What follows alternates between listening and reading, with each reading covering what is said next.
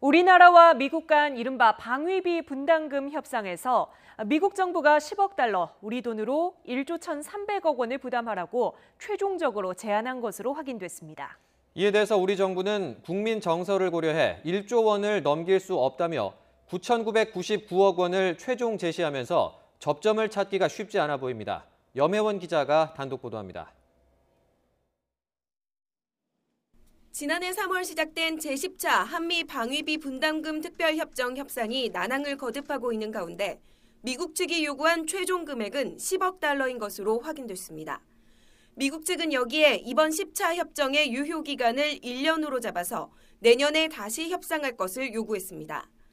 협상 진행 상황을 잘 아는 외교소식통은 지난해 12월 28일 해리 해리스 주한 미국 대사가 청와대에서 정의용 국가안보실장을 만났을 때 마지막 카드라며 이 같은 협상안을 통보했다고 밝혔습니다.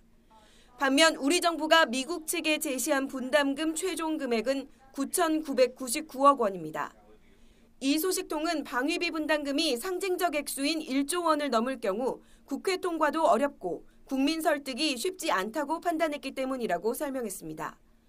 우리 정부가 제시한 9,999억 원도 지난해 분담금 9,602억 원보다는 4.1% 증액된 금액입니다. 외교소식통은 미국 측 요구대로 방위비 분담금이 10억 달러, 우리 돈 1조 1,300억 원으로 결정되면 전례 없이 15%나 인상되는 것이라고 지적했습니다.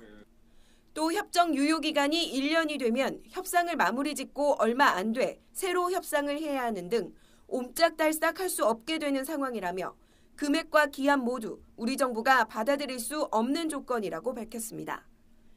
미국 측은 지난해 협상을 시작할 때 16억 달러, 우리 돈 1조 8천여억 원을 제시했다가 이후 14억 달러, 12억 달러로 낮추더니 지난해 말 최종 금액이라며 10억 달러를 제시했습니다.